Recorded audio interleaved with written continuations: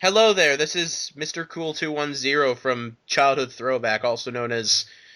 No, I'm actually not going to tell you my real name, because I don't feel like it. And, joined with, the Brit, who helped me with this Yep, fine this episode. is Ricky Manson, also known as Spider-Fan 23, also known as the Brit from At the Movies. Oh, you're going to reveal your real name now, then. Well, I mean, I already have my real name pretty much Good on point. my And YouTube channel, then again, so I put directed by... Yeah, okay, fine, yeah, Ben Thompson, then. And this is the first ever episode of Childhood Throwback, and I thought, start off with a bang by... yeah, this was a doozy. This was a good one. It wasn't easy to work on. I'll tell you that much. Especially convincing you to watch a Barney film with me was hard enough. Like, when I heard you were going to review films from your childhood, I was like, okay, cool, we'll get some Pixar up in there, and some Disney, maybe some DreamWorks. Nope, fucking Barney the dinosaur. And but thankfully, I remember we enjoyed watching it when we actually watched it together. Thanks to the big fun fact that we were just making fun of it the entire time. Oh, here's a little bit of trivia. You'll notice on my TV screen that I played The Road to El Dorado. This is a callback to an original review that we were going to do, Yeah, which was The Road to El Dorado. We'd written like the script and everything. I'd even filmed some footage. yeah, and I filmed all my footage too, but then when I actually got to editing, I realized that it wasn't very funny, because it's very hard to make fun of a movie you like. It really is. Films like this, though, we can tear them to shreds. Exactly. Well, who likes Barney the dinosaur? well, Infants. well, yeah. Well, apparently a lot, because remember reading the comments, and we got plenty of people who were saying that they like Barney, but they loved our review. Mm. That logo was great, by the way. Not the Barney home video logo, the childhood throwback logo. Thanks. That's Like I always like that. It actually cost me like a little bit of money to make, but Oh, really? Did you get someone to make it for you, or? there's a website where you can have a logo made out of certain other company logos, and All you, right, you can pay like $1 to have it made. neat. And there's other ones. There's like Warner Brothers, and there's Universal and stuff like that. But I thought Disney fits the best because that's like for everybody's childhood. Hmm. I remember like just thinking with doing with doing Barney live in New York City, it was so strange just to think, it's just a way to differentiate myself from the masses. I Hmm. mean, you can look, right? I mean, what's like your most like highest viewed video on your channel? I'd say my one, like I haven't checked it recently, but I think it's got to be the my review of the Nightmare on Elm Street remake from 2010. Yeah. Well, like, But but I think what did it have? Like a little bit over 1,000 views, I think. I was blown away by this. Like right now, it stands at just short of 9,000, really. 8,500. Yeah, and then even later ones are in 25,000 and 58,000. And so I guess I could say my experiment to differentiate myself worked. I'm getting a lot of views, Mm. especially the funny thing is with a lot of our reactions to this was pretty much our genuine reactions to like what was happening when we watched the film. True. See, the thing about Barney is you understand that it's for kids, and you understand, yeah, it's pandering towards a certain audience. I always like look at children's shows that are aimed at young viewers, and I think like this must be what my parents felt like watching me in a school play. They know it's terrible. They know it's shit, but they can't complain because it's a school play. Technical difficulties. I love that running gag. Mm, I always just get so pissed I just shut the camera off and there's from The Simpsons. yeah. The one thing is though, people have asked me what happened with the jacket I wore in the first two episodes, like why I changed it. Oh yeah, the green varsity jacket. Yeah, and I'll give the real explanation. It was actually stolen at my graduation. Oh, someone actually nicked it. Yeah, but I think the jean jacket Bunch might of fit a little bit more. savages. I don't. I think the jean jacket looks still good too. Yes, fair enough. I prefer the varsity jacket, but I mean, I'm still rocking the fedora. the blue jacket and the fedora. That Pulp Fiction T-shirt, I've only got like one of them, Which I will have to say, you do look badass in a fedora. Cheers. I thought so too. And notice we actually haven't talked. Well, this would really be more so a behind the scenes look. Really, I mean, people have, I guess, wondered why I chose you as like my first person to do a crossover with. Well, really, it was just for the fact that we've been trying to do a crossover like on my channel for so damn long because we've been friends for a pretty long time now, Yeah. and we were just thinking of like just the perfect thing to do, and this is just the one thing I thought of. I'm like, I could get Ricky to do it. I mean, technically, until now, we hadn't done a genuine crossover. I mean, you did the voice. You've done. Everybody who is a fan of the movies knows that you're the voice of Snuffles the bear Yeah, on my and show, we made but you haven't actually been yourself in a review. well, wasn't I myself in the Christmas special you did, Oh yeah, but true, but but that doesn't. that was That's not just really a yeah that was just review. my voice though also. Oh God, Baby Bop. Oh jeez. Like, there's no over. It's. I'm not overreacting at all. I genuinely despise the character for her annoyance, which is a shame because Cree Summer, I think, is the voice actress, and she does a lot of great work. But this character is so annoying. Like, you can't imagine. Well, you probably can if you watch it, but I would sooner cut my own hand off and spend the rest of my life walking around like a fucking pirate than have to spend any time with her. Well, like another really big thing, people have like a lot of people have actually asked me, and I guess in turn asked you because me and you did do our first crossover together. That who really inspired our reviewing, and Mhm. really, I mean, I don't want to sound like a kiss ass, but you really did inspire me, man. Like to make. Oh, great, cheers. I mean, my inspirations, like, well, clearly there's evidence of the Nostalgia Critic, but I just looked at what the Nostalgia Critic did and I was like, that's kind of cool. I want to do some stuff like that. But I very quickly found my own style. Yeah, and it's not really the whole the way you inspire me. Obviously I'm not copying the way you do reviews by being fair and just talking about the film instead of going through the entire thing and making fun of it.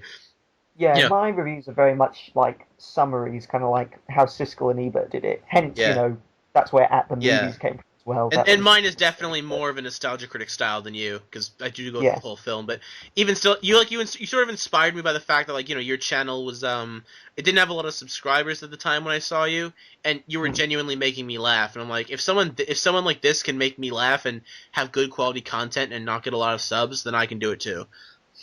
mm. I mean, sure, Well, we've done well for ourselves. I'm quite happy at being, you know, at the level I'm at. I'm plenty happy with 230 subs. I can't imagine like the pressure I would get if I did get like, because I'm at just short of 100 subs, which is, yeah, nothing. But I can't imagine the pressure you must get being someone like Doug Walker or James Roll. Like, Everyone begging you, when's the next video? When's the next well, video? I still get Like, that. I still get when's the next one coming out. yeah. And I mean, I get it from like two, maybe three people. well, But even still, like the big thing being, like with this whole entire thing or whatever, I find it funny that they get so many well, yeah, they get they get so many views, and I could not imagine doing like with the way Doug Walker was doing it originally. I could not imagine doing these reviews every week. Like yeah, this took me it'd be like awesome to if that's like your paying job. Then yeah, I'd whack videos out every yeah, week. but I couldn't. It wouldn't. It definitely wouldn't be the same quality as what I've been putting out because I Yeah, it eventually the quality would deteriorate. God, like I just went overboard with this. Just when I'm like, oh, you baby Bob, go.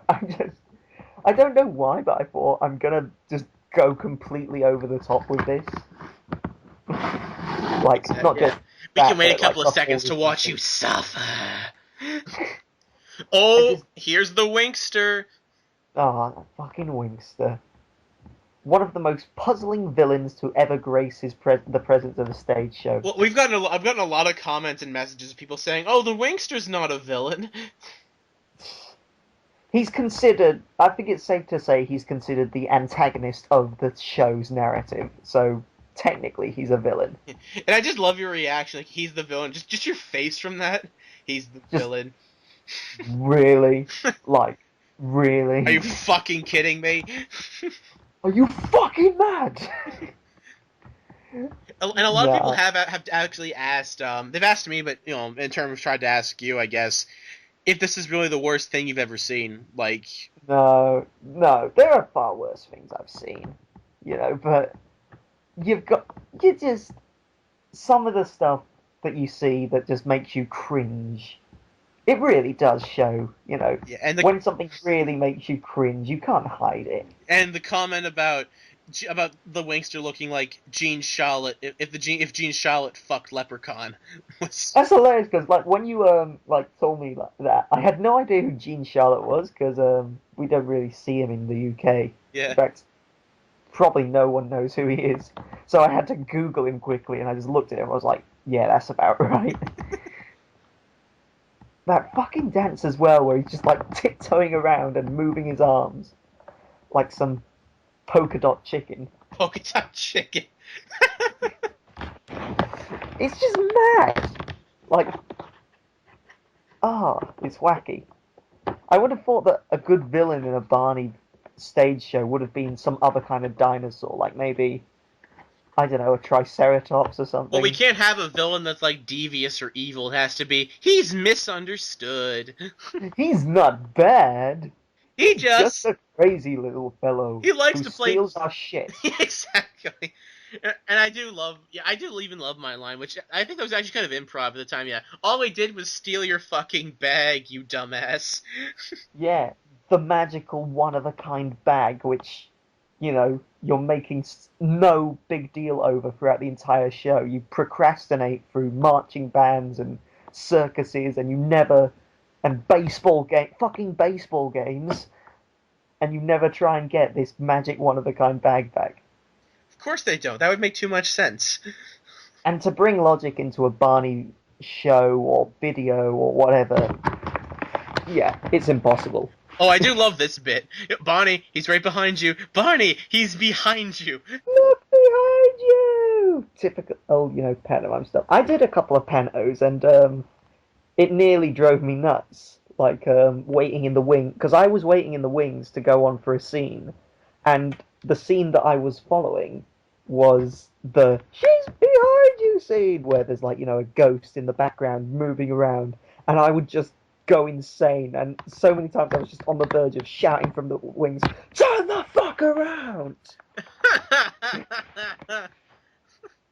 Oh, But here yeah. comes BJ, and the start of many jokes. Oh, we could not resist. It was so hard not to make jokes about BJ's unfortunate name. I think I remember talking to someone I've met like from who like a fan of ours who's a good friend now. And he's a fan of Barney actually. He makes BJ jokes now thanks to us. Oh my god, we've started something, Ben. We've started something. I don't mind that. I mean, how can you not think of that? Like, look, sis, I'm in an airplane. Like, okay, I'm in the dirt. BJ's in the dirt. Yeah, come on. Like, He's the only one who wears clothes as well. He's got the red hat and the shoes. All the other dinosaurs are pretty much naked. even he's pretty much naked. I mean, Well, yes. yeah, just a hat and shoes is all you need for a BJ. I can't resist. I'm telling you, everyone who's watching, it's hard. It's really difficult not to I make can't jokes. believe we didn't think of that for the review. That's the funniest one next to the whole ever have a BJ that set your cannon off. No, I always thought that was the funniest one. Ever have a BJ that set your can, or ever have a BJ in a bus?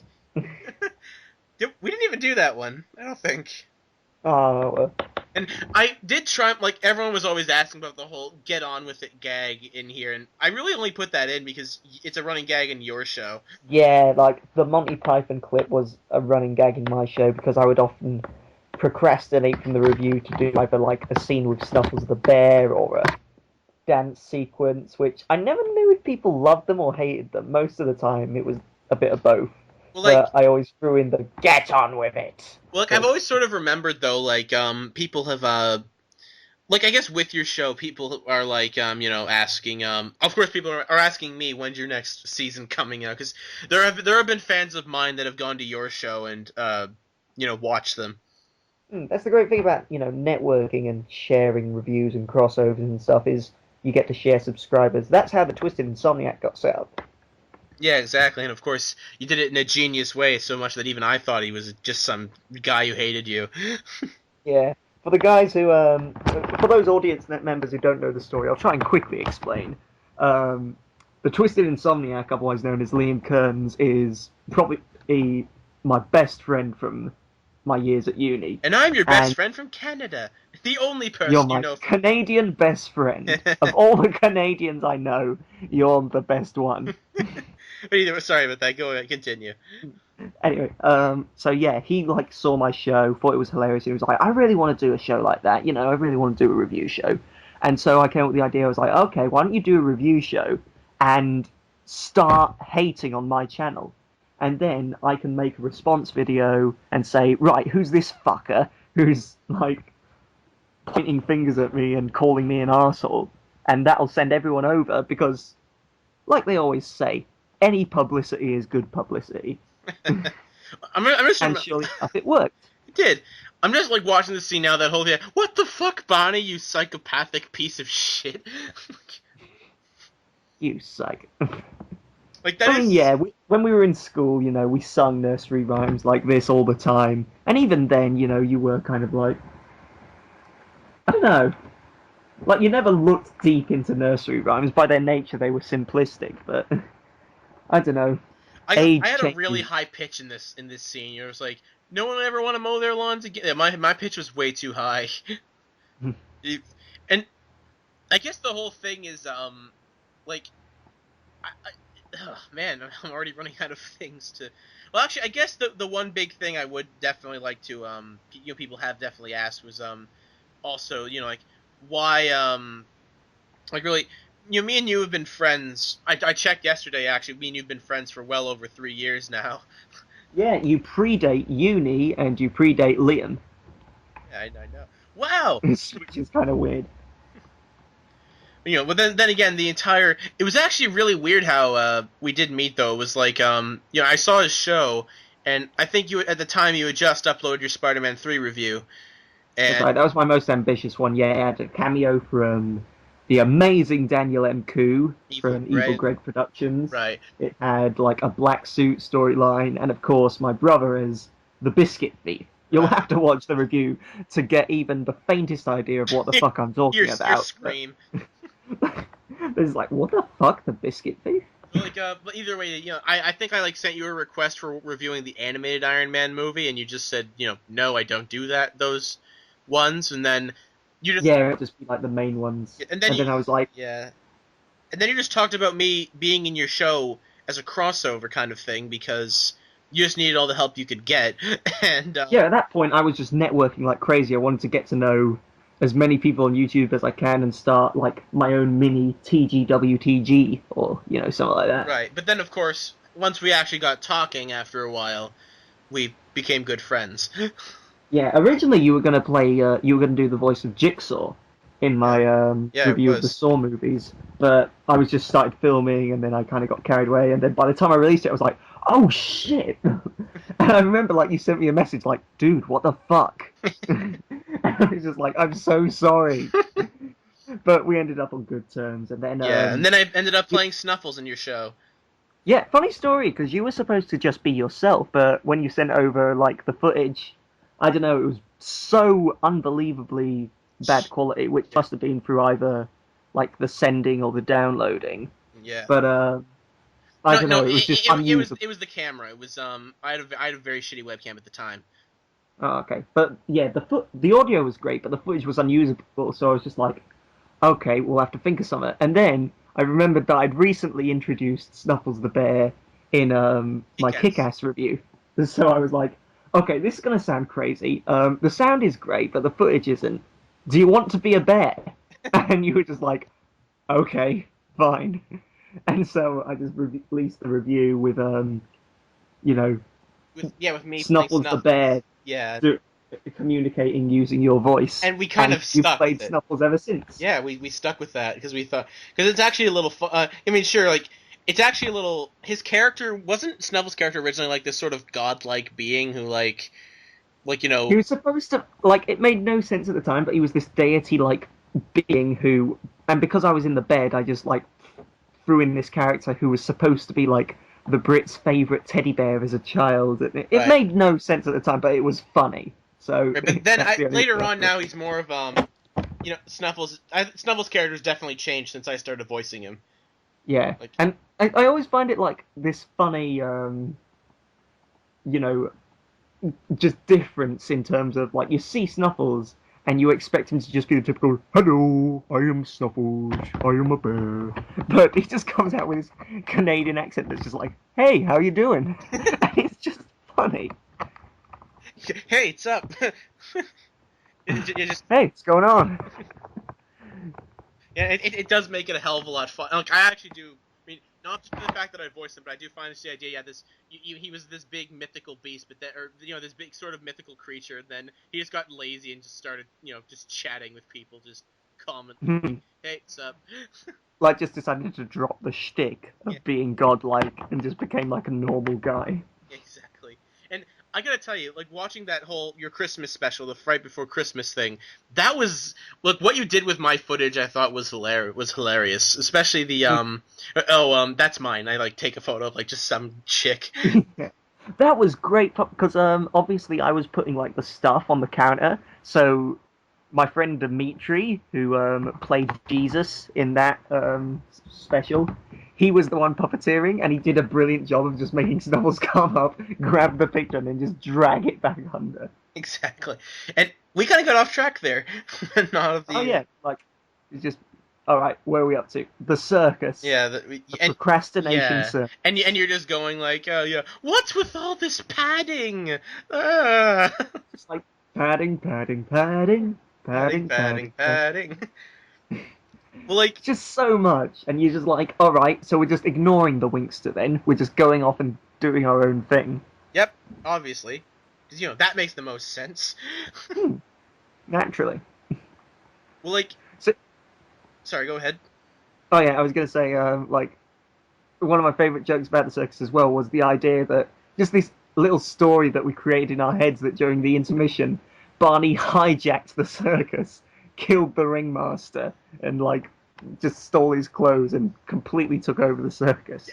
And there was a joke that I'll say this is actually a deleted joke from that with the whole peanuts gag. I was actually gonna put it was really immature, so that's why I cut it out. But I was just gonna have a big subtitle of it going penis, penis. Oh yeah, I remember that. And I cut that out because I'm like, okay, I'm high. My standards aren't that low. Oh yeah, this bit with Derek and the inflatable arms, and they look Yeah, really bad. they look terrible. Yeah, and I just love like, yeah, you're a Mario. Yeah. Did you only put them on him because he's black and you thought they'd fit better? But so, like at first, like there was this, and then there was also like the later racist joke. I mean, the earlier racist joke. I was almost afraid to do like racist humor because like you know, I'm Yeah, usually quite push like no limits. Like I called Sam Raimi autistic in my Spider-Man 3 yeah, but I review. guess the thing was we acknowledged that it was racist, like Yeah, so which I suppose makes up for it. yeah. Well, the whole racist joke alert thing, and we weren't being racist. We were accusing Barney of being racist. True. Oh yeah, and this bit with the teddy bear and This was the most confusing part of the entire film, by far. I was just like, okay, girl singing about a teddy bear. Me and my teddy getting all ready. the one thing I'll definitely say though is you may not agree with me, but especially with this, you said before this is one of your favorite reviews that you've done, and it's one of my favorites too. It's probably is. It's definitely up there. It's one of my Yeah. favorites. But like I do think to an extent I got your sense of humor down in the script like well enough because I know I sent it to you saying okay just change what you think the Brit would say. Just alter my line slightly. Yeah. And the ballerina bears as well. They just come dancing out following it. Yeah, and this whole bit with you in the suit and Snuffles. Hmm. That was great. Like that's one thing I love doing as well. Like I love taking it beyond the review, like doing sketches and dance sequences and bits with Snuffles. Anything I can do, I'll just do it. Like, and I'll use any excuse to do it. Yeah, but really, like when you think about it, like I did have everything you usually have in your Yeah, reviews of the it script. did really well. You know, it went brilliantly. Well, I had to watch like a bunch of your episodes to try to see if I can copy your style, and it was the same with the insomnia with Liam in the second episode. You had to try to make. Yeah, you have him doing like a 2 minute rant about how the boat is up in the tree, which is so typical. Like, what? That was actually And ad libbed, by the way. yeah, I can tell. Like, I've known Yeah, Liam for a yeah, good three I got years, the and when he I just goes told off him on to one, go he nuts. goes off on one I just all told him the to go way. crazy, like just make shit up. Hmm. And it was even the same thing with and I really don't get why. I mean, sure, I'll admit we have a good review here, but Hmm. getting almost 8,500. I still don't know how you manage that. Like, just so many people just clicked, and like, how? And especially the fact that it has like that really all my reviews have a really high ratio of likes to dislikes. Hmm. So you got like 25 likes to 6 dislikes. And even then, I think one of those dislikes was from some troll from my podcast who just thumbs down everything I did. Barney, fake, something like that. Barney fag.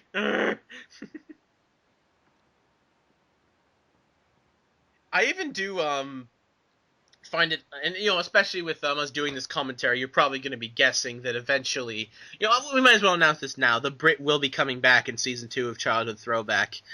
That I will. Now that I've announced the return of the Brit from his year absence, After being locked after away yeah, in uni after I traumatized him with this film.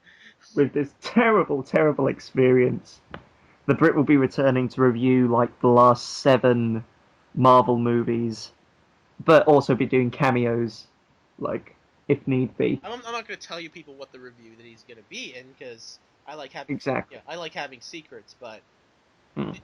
I'm going to be trying to get everybody back for the next season. I'm going to try to get I know I have you back. I'm going to try to get Liam back. I'm going to try to get Simon back, and Hmm. try to get some new faces in there as well. But like, I mean, oh, I love this bit, like with the song. What the fuck is going on? Going on? what the fuck is going on, going on, going on? Why are we singing this song? I'm I'm unhappy. unhappy. That was brilliant. You came up with that on the spot, really. Like when we were Yeah, watching the pretty video. much. Like as we were watching it, I just started singing it along. And I guess the big thing with the film, with the villain, his motive is so stupid. I I know the whole. I I wanted took this friends. bag because I wanted friends. You know. Okay, yeah, it's supposed to just show that people who do bad things are just crying out for attention. Most of the time. Like I Yeah, suppose it's a way to teach kids like. That kid's just picking on you because he feels lonely and insecure. But still, just again, what do you say to your children? If you want to make friends, make friends. Don't steal their stuff. yeah. I did love even just your reaction to. Oh, all he wanted was to be their friend. Well, next time, don't steal their fucking property. Oh, friend! Don't steal their fucking shit then. It's just. The rules were set a long time ago. They don't change. Like even the whole bit of like I remember the heart moment like a little bit later in the review like with the whole big ass heart. I think we had more to that actually. Like there was more added to that Yeah, in that. originally, like, I think we just got the Grinch joke in there at the moment, but Yeah. But we originally it had was a just little bit more massive. of a. I think originally it was like both of us going, "Holy shit, that's huge!" Holy shit, a heart! Like, not that pathetic little thing, but, Yeah, we spent eternity with that purple cunt for a stupid heart. Purple. purple cunt. That's Suddenly I've just got mental pictures. Oh, they're not good. Like Mrs. Grimace. Oh, like, well, really, like with the man, hearing him talking about this again. I guess the big thing really with this was the scene coming up with a big heart. That was a big shock to you, wasn't it? Like when I was trying to describe to you beforehand, it's like, oh, there's a big heart in this. And you're like, oh, how Oh big yeah, you can were it trying be? to describe. Oh, this heart is huge. Like, and I was like, okay, fine, a huge heart, and it's like it's pretty big. Like how they even got the resources to make it. Yeah, Like they had to have cut open a curtain or something. exactly. And like, I guess one of the bigger thing, and even they had the Grinch joke that you put in. Yeah, what happened? Well, in this here play, the Grinch's tiny heart grew 3 sizes. How gay! That was something else we came up with on the spot Yeah, as well as the London Bridges falling down parody. yeah, and like, yeah. Now I'll have to say this again because just I might. It's true. Stop asking me to do Barney reviews. I'm never doing another one ever, and I mean never ever. There's only so much that a human mind can take, like so much pandering and child's, um, yeah, pandering, as I Yeah, said. pandering, and like, excuse me. Whew. And your reaction. Oh my god, this movie's never gonna fucking Exactly. end. That's what it felt like. I was like, okay, now we're done. All right, now we're done. Are we done already? For fuck's sake! And, and then he gives us our nice CGI kisses. Hmm. Mwah. Like, and I will say this: that if other people do want to be in a review with me, like on this show, be my guest. Like, you can go ahead and ask to be in a review. I But love how you just like wipe off those kisses yeah, spitefully as well. It's like, ugh, motherfucker. well, like, be warned, you may have to watch shit like this if you do a review with me. And it looks easy. It looks like it'll be really easy. Oh yeah, I'll sit through like this full length Barney film. Yeah, piece of cake. But no, you do not manage. And wasn't this like legitly your reaction, like after seeing it the first time? Like Hmm. you just blowing a gasket. Yeah, it was pretty much modelled on um, the angry video game nerds tirade against Ninja Turtles 3. It's like, this game is as appealing as a fucking ooze-infested sewer rat shit. And I just went off on one Yeah, about because I did ask you jerking to off ad with a lib piece of this, sandpaper. I did. I completely ad-libbed it. and Um, yeah, it was a. I will say this though, it was definitely, even if it was difficult to make, especially since I did about 95, well not 90, maybe like 80% of the work with hmm. this thing.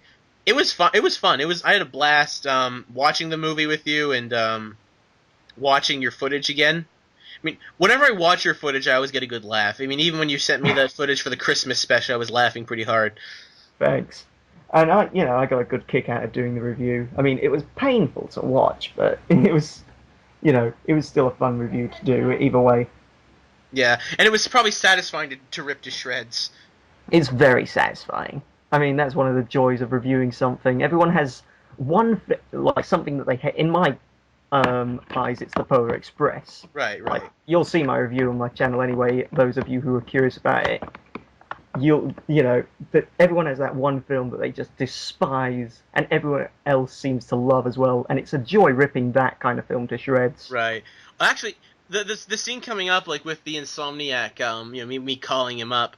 People actually asked me how did I convince him to be in the Barney review, and Because you think I'm like cynical in this. yeah, This guy is cynical with a yeah. capital Like C. the funny thing is that this isn't like this cameo was not filmed for the video. I actually took Yeah. this from another one of his own videos. This was from his response, one of his episodes where he responds to my "fuck you" video or something like that. This was his response to my response. Right, and then his the face he gave is oh shit, and to be Yeah. continued. Yeah, but now we have credits. So I hope Hmm. you all enjoyed the commentary on the very first episode of Childhood Throwback. And Yep. it was great fun doing it. Great fun Yep. doing a commentary and great fun watching our review again. Laughter is always the best medicine. Right. Well, I'm Ben Thompson. And I'm Ricky Manson. Have fun with the next commentary hopefully soon. Bye bye.